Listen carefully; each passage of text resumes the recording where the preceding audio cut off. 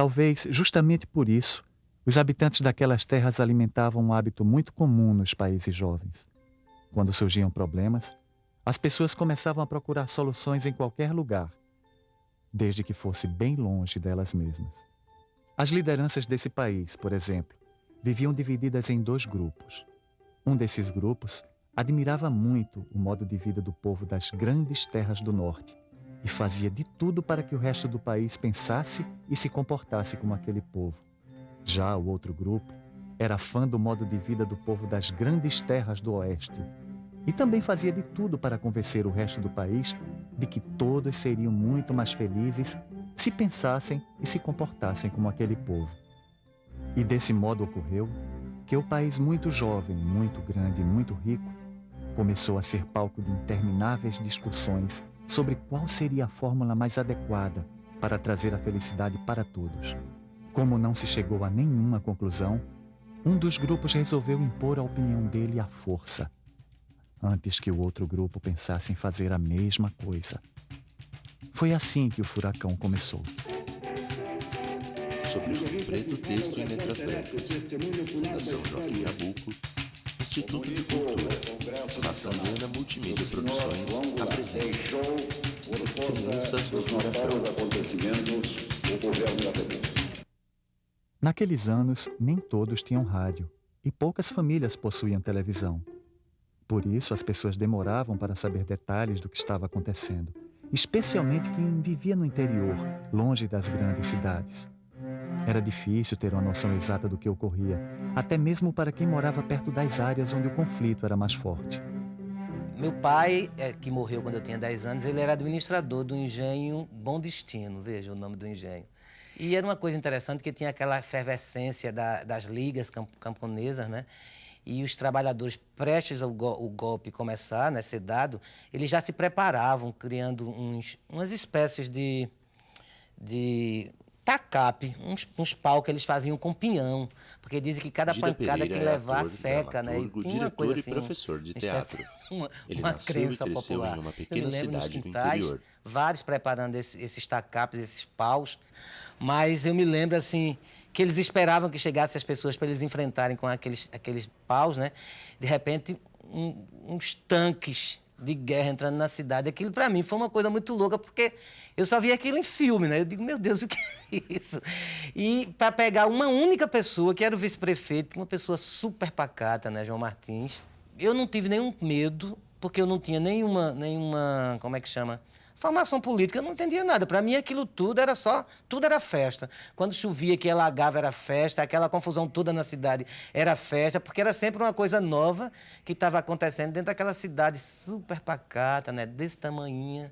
Em 64, eu estava com 6 anos. Este é José Manuel, Mas que tinha viveu um sua fenômeno que infância na zona rural. acontecia na casa do meu avô, É ator, que fez diretor, com que professor eu de teatro e promotor ouvisse os cultural. murmúrios e os burburinhos do que estava acontecendo.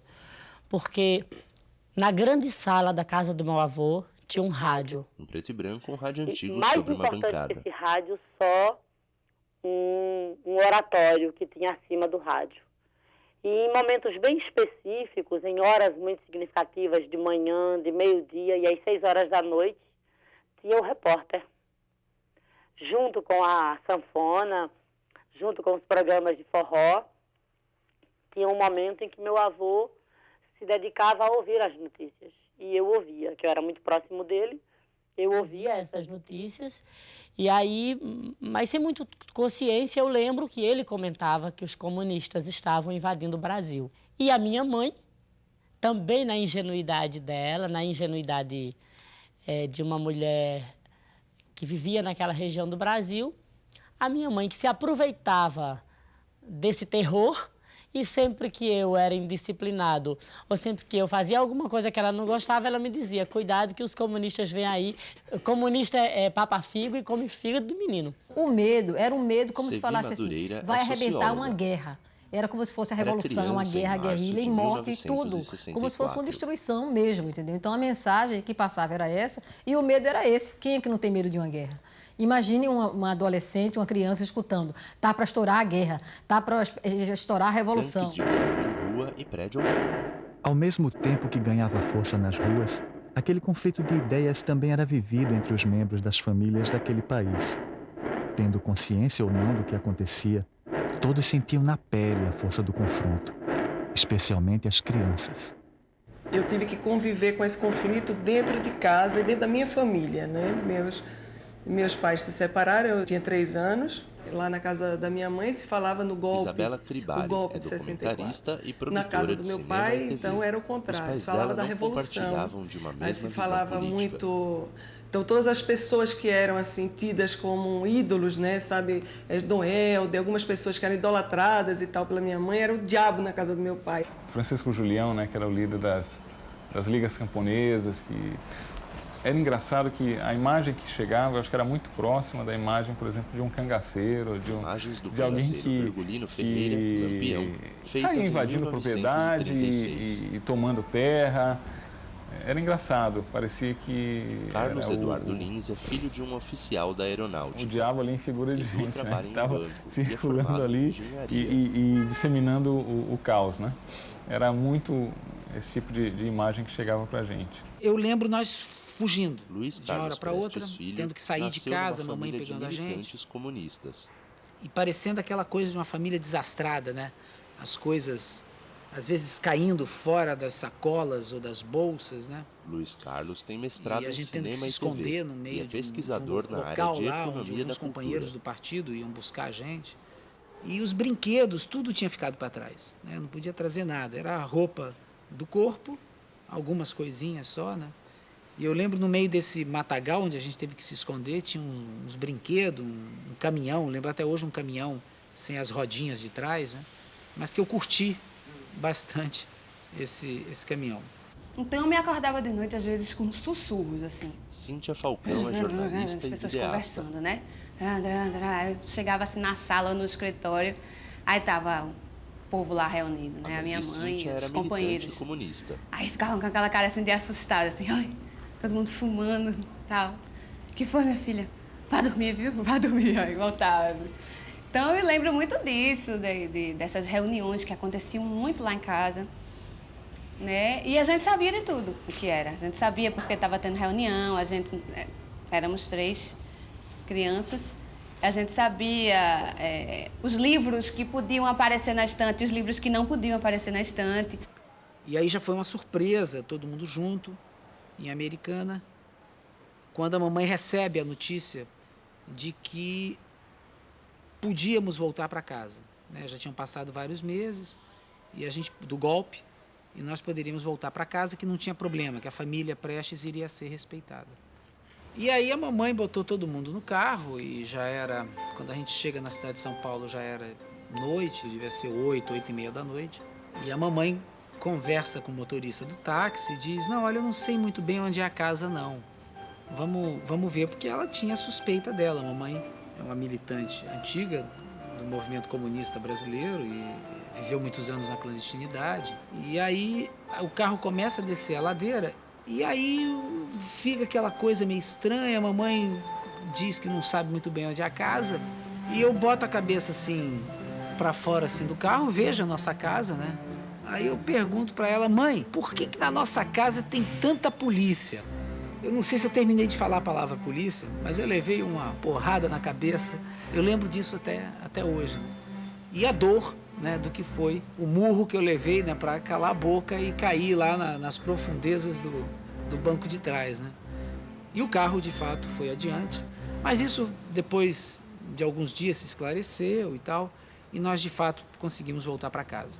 Não existia muito espaço para as crianças tentarem buscar junto aos pais, fazer perguntas, tentar entender o que estava acontecendo.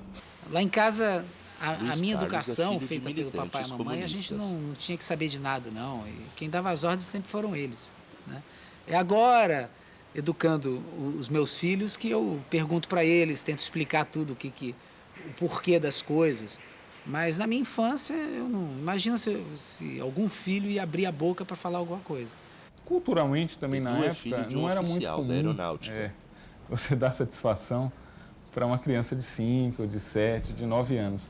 Diferente de hoje, né? Hoje existe um estímulo muito grande, não só a alimentar essas crianças de informação, como também a despertar nelas a curiosidade por aquilo que elas não entendem, né? O que me resta muito na lembrança da nossa volta para a nossa casa é que tudo que nós tínhamos deixado para trás, nada mais existia. Tudo tinha sido confiscado. Deixaram mesas, cadeiras, armários, mas não tinha sobrado nada. Nem as roupas, minhas, nem dos meus irmãos, nem as roupas dos meus pais, nem os livros. A sensação, assim, de ter que recomeçar do zero, né? A reestruturar aquele ambiente em que nós vivíamos. Animação de desenhos de crianças girando. No centro há um círculo preto. Sobre ele o texto: Crianças no Furacão. Animação de desenhos de crianças girando. No centro há um círculo preto. Sobre ele o texto: Crianças no Furacão. Os efeitos daquele confronto entre modos diferentes de pensar continuaram se espalhando por toda parte, pelas ruas, nos meios de comunicação, nas escolas. De um modo ou de outro, todos começaram a pagar um estranho preço pelo que estava acontecendo. Todo dia na entrada, nos reuníamos no pátio, em fila, e cantávamos o hino nacional. A mão tinha que ser colocada no peito, que eu não entendia muito bem porque que a mão no peito queria dizer respeito, mas éramos obrigados a colocar.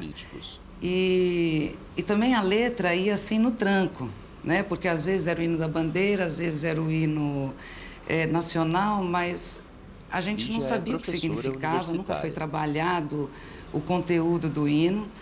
E, na verdade, o que a gente fazia nessa fila era brincar com a letra, né? Então, trocando palavras para ficar mais engraçado e mais divertido. Japonês, né, tem 5 filhos, ao invés de japonês, a pátria... Então, a gente mudava tudo, eu acho, como a maioria das crianças, porque a gente, na verdade, mudava para algo que a gente compreendia. Eu estudava numa escola extremamente conservadora, extremamente católica. Eu fiz minha primeira comunhão lá, fiz... Kleber é filho de profissionais liberais. Fiz lava-pés, fiz todos esses rituais católicos. E, com certeza, não tinha nenhuma ressonância política em termos de fazer você pensar sobre o Brasil naquela época. Como qualquer criança que está aprendendo os passos da vida, você começa a ficar confuso, né? Por que eu tenho que lavar os pés nessa cerimônia? Ou por que esse biscoitinho branco aqui, o que significa de fato para mim? E nessa escola havia uma disciplina, eu diria quase militar e religiosa, porque era uma escola que misturava uma tradição militar com a tradição religiosa, e todos os dias nós tínhamos que formar, rezar, cantar, hastear bandeira, e tudo muito, misturava muito, e eu não concordava com aquela condição impositiva e não gostava, por exemplo, de rezar o Pai Nosso naquela fila no sol quente, né? E de fazer os desfiles de 7 de setembro, porque era muito impositivo e porque eu não conseguia fazer uma conexão do que eu estava pensando com aquilo que eu estava fazendo. Eu reagia muito. Havia essa obrigatoriedade de você cantar o hino, de você ficar em forma e de você desfilar em 7 de setembro. E eu entrava em choque com essa força, porque era a força. Era 7 de setembro e a gente tinha que fazer um trabalho sobre o Brasil hoje, naquela época, né? Por religiosos. Aí, Cíntia é jornalista a minha mãe chegou em casa falando sobre isso, ela fez, pode deixar que eu lhe ajudo. E aí ela fez um cartaz, assim, junto comigo, pegou a revista Veja e começou a recortar pessoas famintas, outros artigos e outras fotos que ela encontrava de gente passando fome, de gente miserável, pessoas assassinadas. E a gente fez um painel, assim, bem negativo, tal, de coisas bem reais, mas um lado bem, assim, pesado do Brasil. E eu exibi esse painel na escola e foi um horror, assim. Eu fui suspensa, a diretora queria falar com a minha mãe de todo jeito. Quem é essa comunista? Né? Ela é filha de uma comunista. Era Dia dos Pais e na aula de artes a professora levou argila. Nessa aula ela foi colocando os blocos né, e de argila, dizendo que a gente ia fazer um presente para o Dia dos Pais. Eu tinha acabado com a minha mesada, gasto tudo, e então eu fiquei super feliz. Falei, tá, vou fazer um presente para o meu pai. E a hora que ela colocou o meu pedaço, eu já comecei a amassar a argila, tentando imaginar o que eu iria fazer. E no mesmo momento eu já fui repreendida. Lígia, não mexa, não está na hora ainda de mexer na argila, só quando eu entregar todas. Até que ela vem, distribui todos e diz, eu trouxe um cinzeiro e todos vocês vão fazer esse cinzeiro, exatamente do jeito como eu fiz. Então eu levantei minha mão e disse, mas professora, o meu pai não fuma. E ela falou assim, mas todos vão fazer um cinzeiro. Mas professora, o presente não é para o meu pai? Lígia, todos vão fazer um cinzeiro. Mas meu pai não fuma. Se você levantar a mão mais uma vez, você vai para a diretoria. Cabisbaixa, comecei a fazer um cinzeiro e nunca entreguei para o meu pai. A situação daquele povo se agravou quando conceitos como liberdade, segurança e cidadania começaram a ficar cada vez mais relativos e difusos. Era quase impossível se manter a imagem de que a vida naquele país era tranquila. Eu morava numa base militar lá em São Paulo, no interior de São Paulo, em São José dos Campos. Dos 5 aos 9 anos, eu morei dentro dessa base militar. Todas as crianças ali viviam, apesar, vamos dizer, de toda a vigilância que cercava, né, o lugar, todas as crianças viviam num clima de muita tranquilidade, porque sabiam que podiam transitar entre as casas dos colegas, visitar os amigos, fazer o dever de casa na casa de outro, brincar até o comecinho da noite, porque toda a área estava sendo vigiada, então sabia-se que não ia ter interferência do mundo externo, né, que representava muita ameaça, perigos que muitas vezes eram desconhecidos. Para uma criança de 5 anos até 9 anos, nem sempre existia uma percepção muito clara do que era a esquerda, o que eram os outros, o que era a ameaça, né? Você via muita coisa ali pelas atitudes que meu pai na época tomava. Ele tinha muito cuidado com, vamos dizer, conversar com estranhos, atender telefone. Nós crianças atendendo ao telefone, passando algum tipo de informação. A gente era orientado assim a não se abrir muito com estranhos, não falar muito sobre quem era meu pai, quem era minha mãe, o que ele fazia, o que a família fazia. Até porque é como se em cada pessoa que não fosse ali do nosso meio, né, tivesse um subversivo ali em potencial. Não se podia conversar muitas coisas no telefone, Os pais de Luiz Carlos porque o telefone Prestes poderia estar eram grampeado. militantes comunistas. Não se podia muito ter movimento em casa, porque a casa era observada.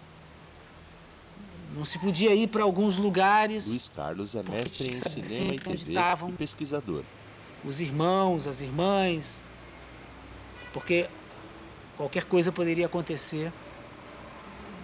Todo mundo corria risco. Mas eu me lembro que aconteciam as coisas lá em Cíntia casa Falcão misteriosas. Por exemplo, a gente saía no final de semana para ir para algum lugar, para casa do meu pai e minha mãe, sei lá, para algum outro lugar. Quando a gente voltava, a casa estava toda mexida.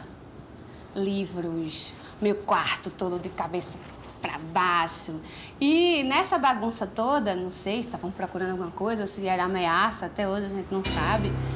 A gente teve uma vez que a gente encontrou minhas bonecas, assim, com cabeça quebrada dentro da geladeira, as calcinhas da gente, que eram 2 crianças pequenas, assim, eu e minha irmã, as calcinhas penduradas em lugares, assim, bem estratégicos, assim, no caminho, sabe, do quarto da gente tem uma calcinha, uma calcinha, uma calcinha, uma calcinha. Né? E assim, de certa forma, talvez seja mesmo uma ameaça, né? Tivesse sido mesmo uma ameaça. Algumas ameaças muitas vezes se consumavam e terminavam em prisão. Qualquer pessoa podia ser presa, sem qualquer direito à defesa, mesmo que não tivesse cometido nenhum crime. Muitas crianças viram seus pais serem levados para a prisão e não puderam fazer nada.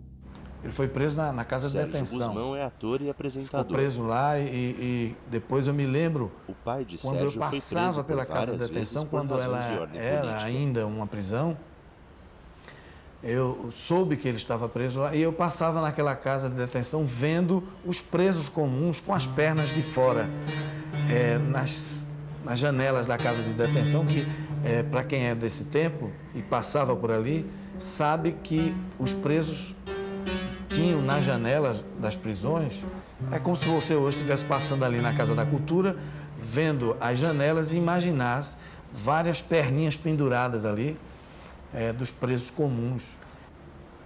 Eu não entendia, era como se ele tivesse de castigo. Eu não entendia nada. Eu não entendia nada.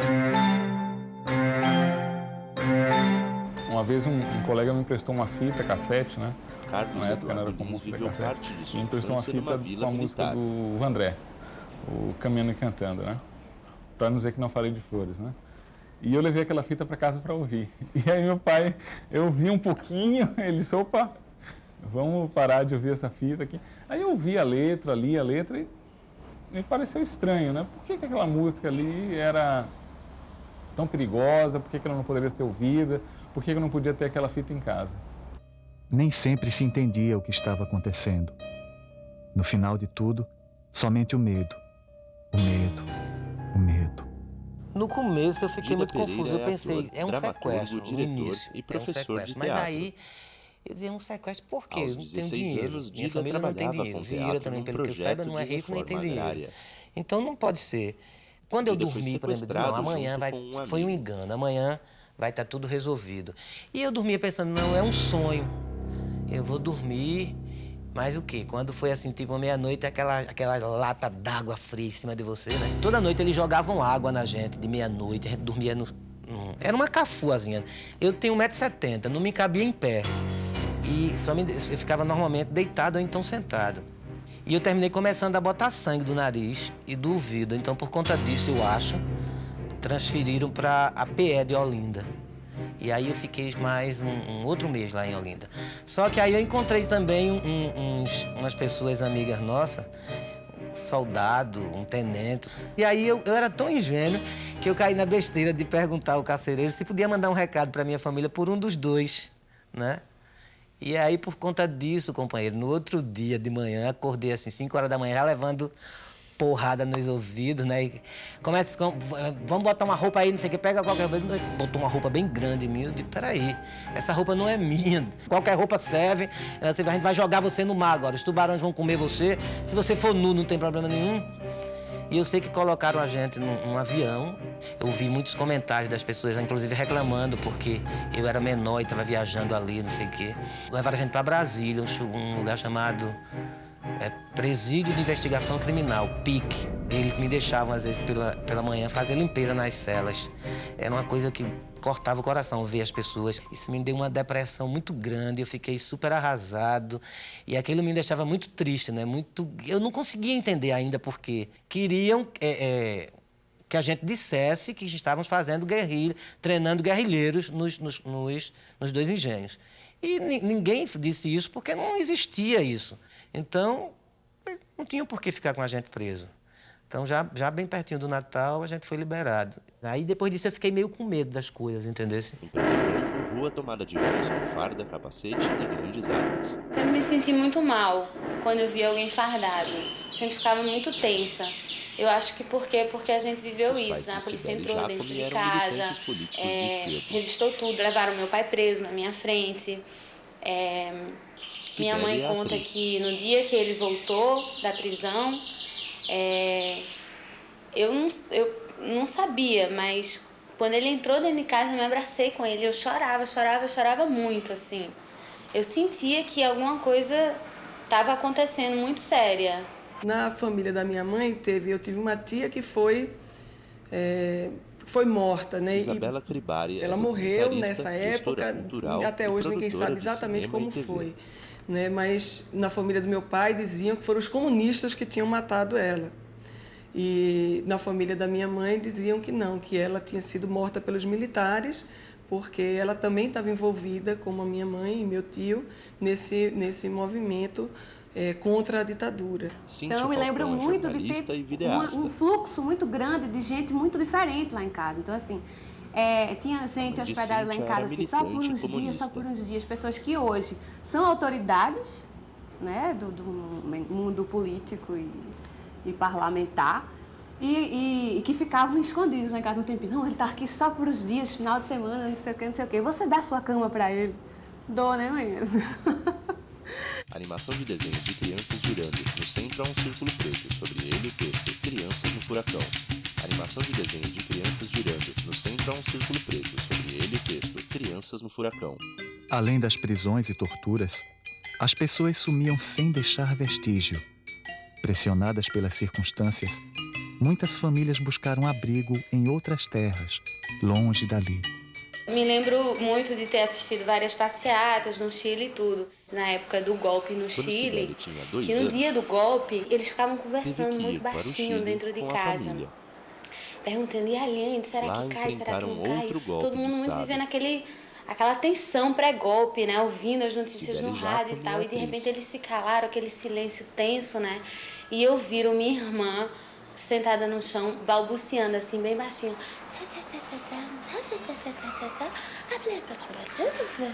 Falando assim, no mesmo tom que eles. Aí eles se deram conta que não tinha o menor sentido aquilo. Todo mundo tá falando baixinho dentro de casa.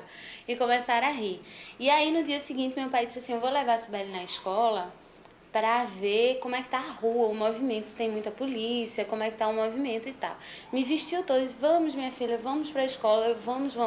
Peguei a mão dele, mal saí de casa, saí cantando. Caminhemos nós todos para a luta final. Meu pai em pânico. Minha filha, não, essa música não, vamos cantar outra. Cavadito branco, llévame daqui. Vamos cantar, você não pode. E eu sem entender nada, porque geralmente eles sempre achavam lindo eu cantar isso. Eu lembro que eu, garoto, a gente parou na Itália alguns dias antes de ir para Moscou. Aos 10 Foi um dos anos, desejos lá em Luiz Roma, Carlos nós Filho podemos foi jogar para a moeda Rússia e com pedir a os família. foram os 3 pedidos. Então, hoje eu posso revelar, porque eles foram todos realizados, né? A primeira coisa que eu pedi é que minha mãe fosse muito feliz fora do Brasil. E ela foi muito feliz. Nunca teve nenhum problema sério em Moscou, ela foi muito feliz. O segundo desejo era que o Brasil fosse campeão da Copa de 70. E o terceiro era que um dia eu voltasse a morar na cidade onde eu nasci. E eu acho que eu convivi 13 anos em Moscou querendo voltar a morar no Brasil, querendo voltar a morar no Rio de Janeiro. Assim que chegou na França, a gente ficou num refúgio, que era um hotel velho que ficava na frente da estação de trem.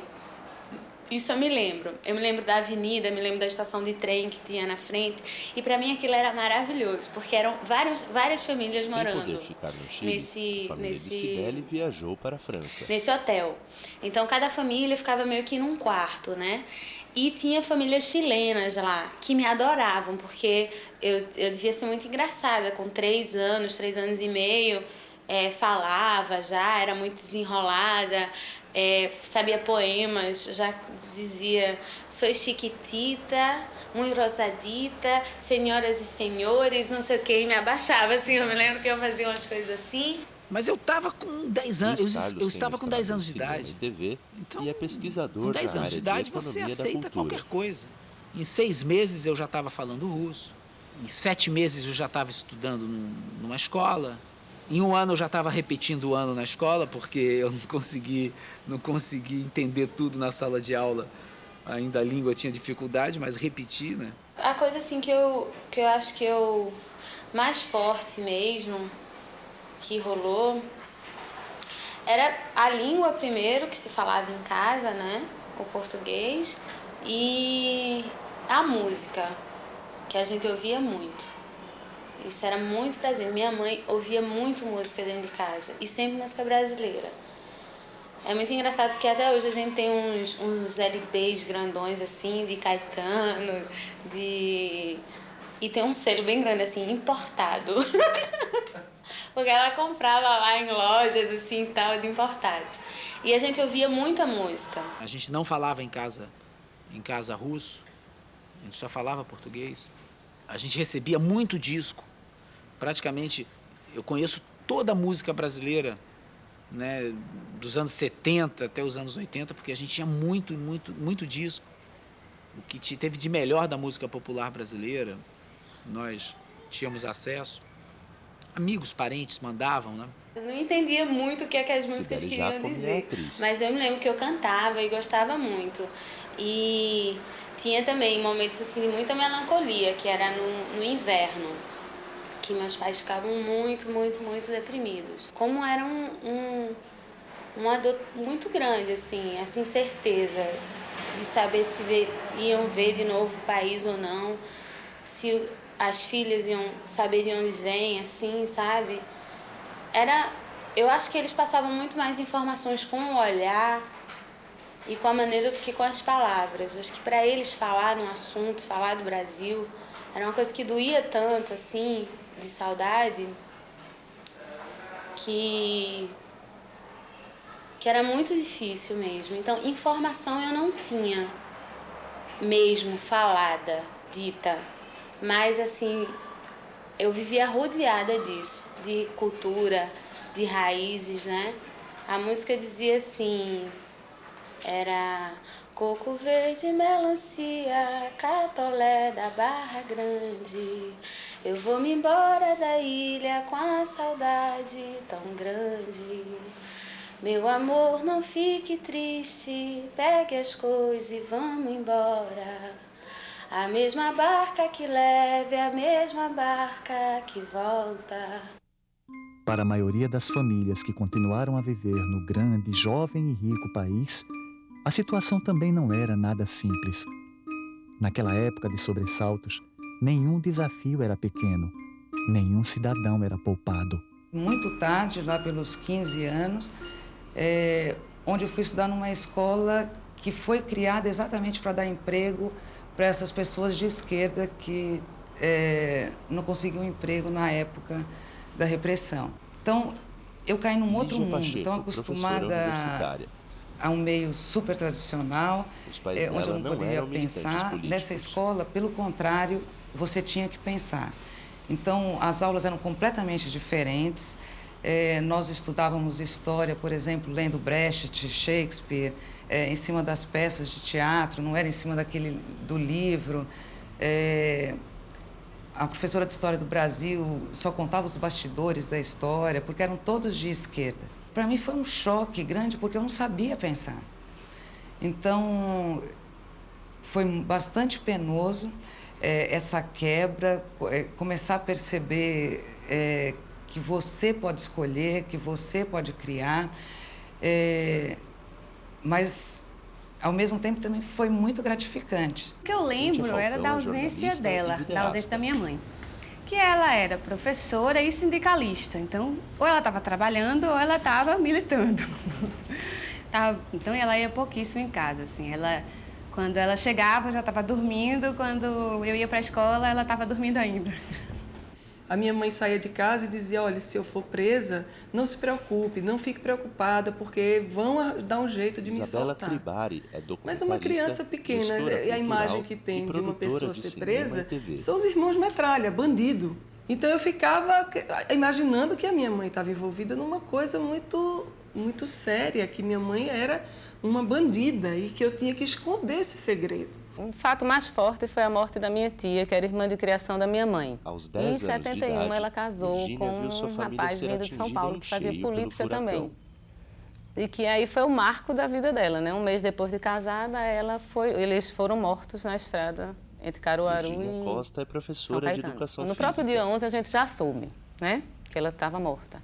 Então, no dia 12, à noite, a casa estava super lotada mesmo. E minha avó morava na frente quase, e eu vivia muito com ela. Então, eu fui fazer companhia a ela, principalmente depois dessa dor, né? Eu fui. Quando eu chego na casa de vovó, mais ou menos umas 9 horas da noite, eu escutei um barulho muito grande, que eu reconheci a pancada e o rangido do portão onde eu morava. Então, imediatamente, eu corri para a janela. Quando eu chego na janela, eu vi passar vários carros cantando pneu, correndo em muita velocidade, numa rua muito estreita e cheia de carro. Então eu pedi à minha avó para ir em casa, que eu sabia que ali tinha acontecido alguma coisa. Deixa eu ir, insistir, mas ela não deixou, como eu tinha 10 anos de idade, 11 anos, então obedeci. Mas no dia seguinte, às 6 horas da manhã, acordei, vesti a farda, fui para casa. Quando eu chego no portão de casa, tá o sapato do meu pai no chão da calçada, que mamãe usava muito o sapato dele, camisa, gostava. Botei o sapato no pé, abri o portão com o mesmo rangidozinho que eu escutei e entrei. Então, essa minha tia foi morta, minha mãe sequestrada no dia seguinte, a família toda, eu tenho 7 irmãos, então comigo 8, a cada dois irmãos na casa de uma família. Parentes e amigos, né? Porque também não dava tanto, separava-se todos. Parentes e amigos. Então, a cada 2 eu fiquei com a minha irmã mais velha na outra casa, cada 2 distribuídos. Então, a gente não tinha contato com família, com ninguém. Era para proteger a família toda espalhada, porque a gente tinha medo, a família toda tinha medo de que fôssemos presos e torturados na frente da minha mãe para dizer o que talvez ela não soubesse ou soubesse. Minha mãe passou 1 mês e 13 dias presa. Depois de muito tempo é que eu soube, não, sua mãe não morreu. Surge em preto e branco uma foto de mulher e 6 crianças. O domingo geralmente era um dia muito agradável porque era um dia que a minha mãe tirava pra gente. A gente escolhia o passeio, a gente escolhia o que queria fazer. Então eram momentos assim alegres que a gente podia ser criança. Então a gente ia pro parque, como todas as outras crianças. E a gente sempre escolhia programas assim muito de crianças, né? Vamos para o Play Center, para o parque, para a cidade da criança, planetário, e discutir sobre tudo isso, tomar sorvete, comer pizza e comer sonho na padaria. Então era assim, a gente escolhia todo o programa, inclusive as comidas e tudo. Então essa é a lembrança de um lado assim muito bom, né? De poder ser criança e poder ter uma vida normal, né? Animação de desenhos de crianças girando. No centro há um círculo preto, sobre ele o texto Crianças no Furacão. Animação de desenhos de crianças girando. No centro há um círculo preto, sobre ele o texto Crianças no Furacão. E os anos se passaram, marcando profundamente cada habitante daquele grande, jovem e rico país. Mesmo aqueles que haviam partido para longe, com suas famílias. Na distância, crianças que fugiram com os pais ainda muito pequenas ficavam imaginando como seria a terra onde haviam nascido. Outras lidavam como podiam com as lembranças da pátria distante. Seria assim, um mundo perdido mesmo. Uma Antártida, um Avalon, um Camelot, sabe? Era um lugar idealizado, um lugar que eu não tinha nem certeza se existia, porque a maneira como eles falavam era de tanto dessa impossibilidade de volta, que a única coisa que impossibilita, que numa cabeça de criança impossibilita uma pessoa de voltar para algum lugar é porque ele não existe direito, ou ele se perdeu, né, numas brumas, numa coisa assim. Então eu imaginava esse lugar assim, um lugar ensolarado, cheio de coqueiro, onde as pessoas eram muito alegres e cantavam muita música e tudo era muito gostoso, as comidas eram muito gostosas, mas que era um lugar perdido. Um belo dia, telefonam lá para casa, para o papai, porque tinha acabado de chegar um companheiro e ele estava no aeroporto, detido, porque os oficiais da milícia não estavam querendo deixar ele passar porque ele tinha um objeto estranho. E aí o papai estava enrolado, ele não podia de jeito nenhum ir lá para o aeroporto e me enviou para o aeroporto para eu ir com a família para Moscou. Salvar lá o nosso amigo, né? Quando eu cheguei lá, uma jaca enorme, né, que ele estava trazendo, ele falou isso é para o Gregório Bezerra. O Gregório que era pernambucano e que foi um líder camponês importantíssimo, um líder comunista importantíssimo. Ele declarou numa entrevista na Rádio de Moscou que estava com muita saudade, queria comer uma jaca. E aí eu expliquei pro guarda em russo o que era a jaca, que era uma fruta, simplesmente. Mas o guarda, ele foi de qualquer maneira radical, ele falou que queria saber de qualquer maneira o que era aquilo, então pegou uma faca, já que era uma fruta, e aí rasgou, né? Ele cortou a jaca e abriu lá dentro, até experimentou um pedaço e tal, entendeu tudo direitinho o que era.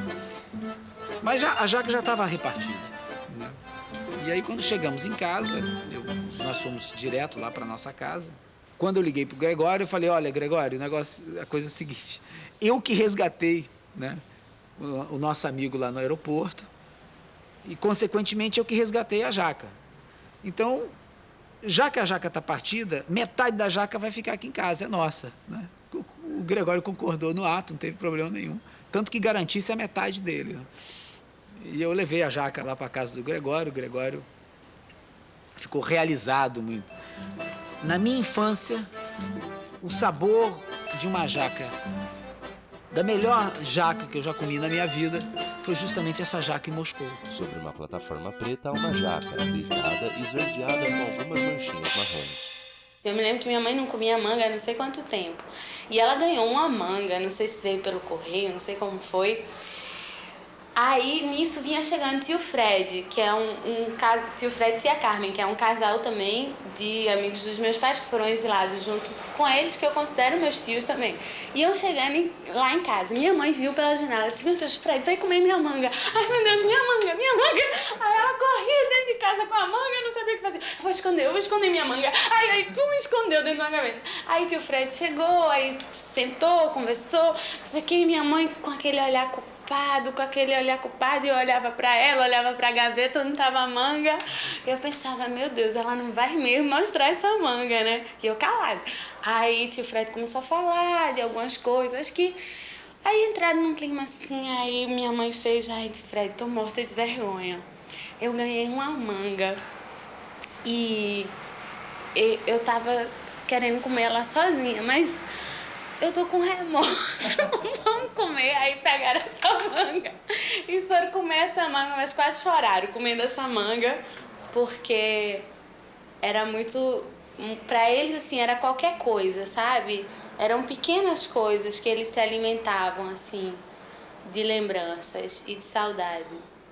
Para os que ficaram na pátria distante, a dor era tanta que pouca gente notava a trágica ironia.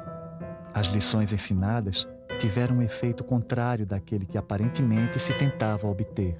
Pátria, para mim, hoje, é uma coisa muito abstrata. Eu não tenho Este sentido é José de pátria Manuel. hoje. Ele viveu sua infância na zona rural. É como ator, diretor, eu me senti muito professor de enganado, teatro e promotor cultural. porque eu cresci com muitas mentiras, eu nego esses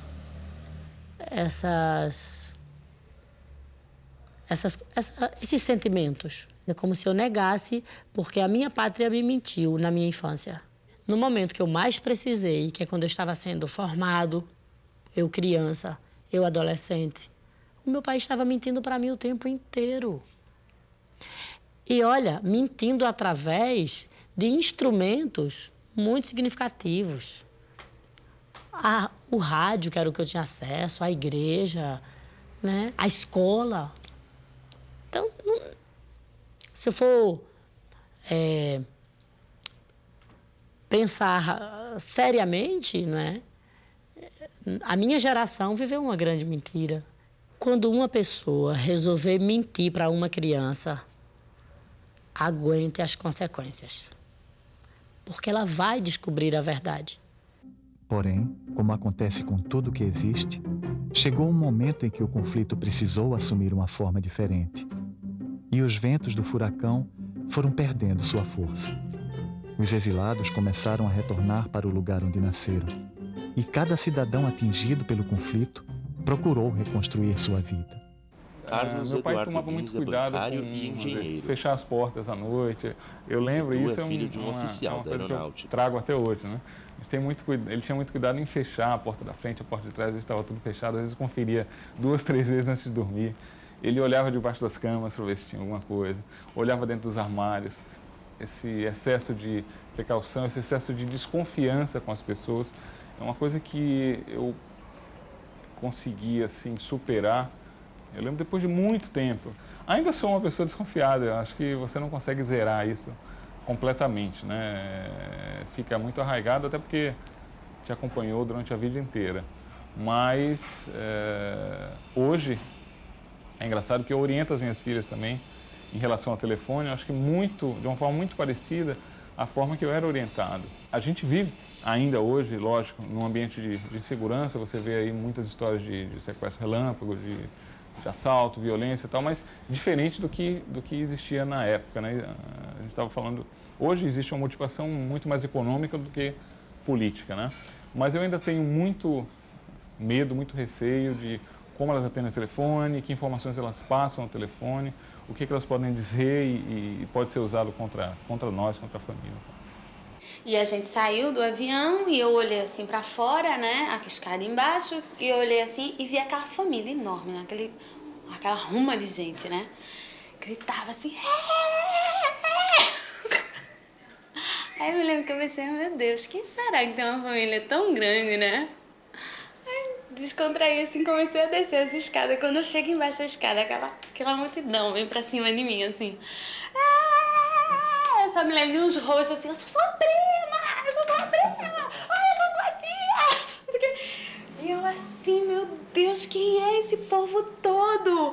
E eles conversavam e falavam e diziam assim, você lembra de mim? Cadê ela? Você lembra dela? Você lembra? Eu não lembrava de ninguém, eu tinha saído com, o quê? 1 ano, né? E eu desesperada olhava assim, eu dizia, meu Deus, eu não lembro de ninguém, eu não sei de ninguém. E era muito engraçado de olhar para certas pessoas e foi a primeira vez que eu tive essa sensação, né? De ver uma pessoa parecida com minha mãe, que era a irmã dela. Nunca tinha visto isso, né? Quando eu vi aquela coisa, essa coisa da família, do sangue, né? Que você vê as semelhanças mesmo, o DNA falando, né? Que eu nunca tinha visto, eu nunca tinha vivido essa situação de encontrar uma pessoa que tem a marca da família, da minha família, de mim, do meu pai, da minha mãe, né? De olhar aqueles rostos e dizer, eu não conheço, mas é familiar. Eu dizer que eu não conheço também não é verdade, porque sou eu, é minha mãe, né?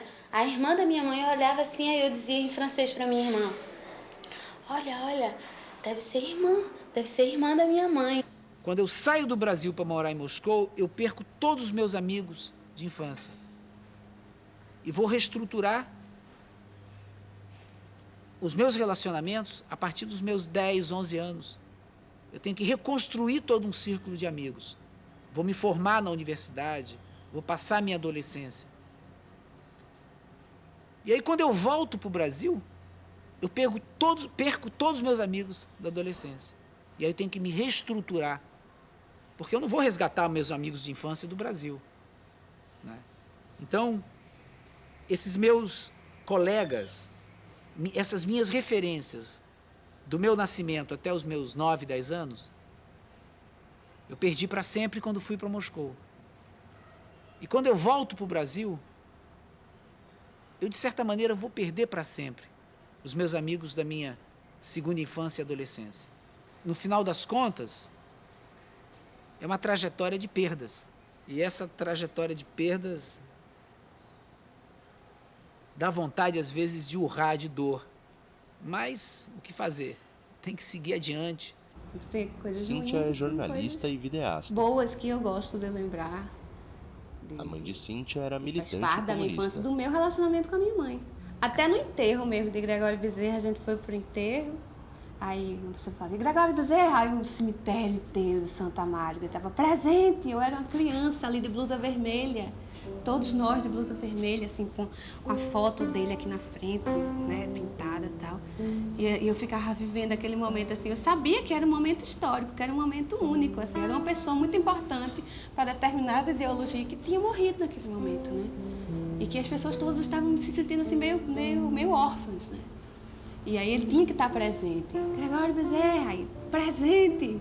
E ele, o corpo dele tinha sido pelado na câmara, depois foi para o cemitério com aquela quantidade de gente enorme. Aí eu fiquei olhando também, olha quanta gente pensa igual, né, a minha mãe. Ela também não é só aquela pessoa que na escola é a comunista, não sei o quê, né, a errada, isso, aquilo, outro. Eu ia com a minha mãe muito para terapia depois que ela voltou. Saía de casa e chorava esse caminho Quando todo tinha 10 comigo anos do de lado. idade, a mãe dela Então foi eu sequestrada. vivi as tensões antes e depois, né? Então eu acompanhava a dor dela, sempre. Então isso eu tentava esquecer. Eu achava que não falando, como é que se diz, isso ia passar, entendeu? Mas não passa. Eu acho que quanto mais você falar, eu acho que você vai resgatando, né? Aliviando a dor. A história que acabou de ser contada é verdadeira. E o país nela retratado existe de fato. Apesar de tudo parecer tão distante no tempo, quando as entrevistas deste trabalho começaram a ser feitas, dezenas de pessoas se recusaram a dar seus depoimentos sobre como perceberam tudo o que aconteceu. Há esperança de que o tempo possa ajudar a preencher os vazios deixados por essa narrativa e a cicatrizar as feridas que ainda sangram, aqui e ali, neste país imenso, muito jovem e muito rico. Seguem na tela os créditos finais.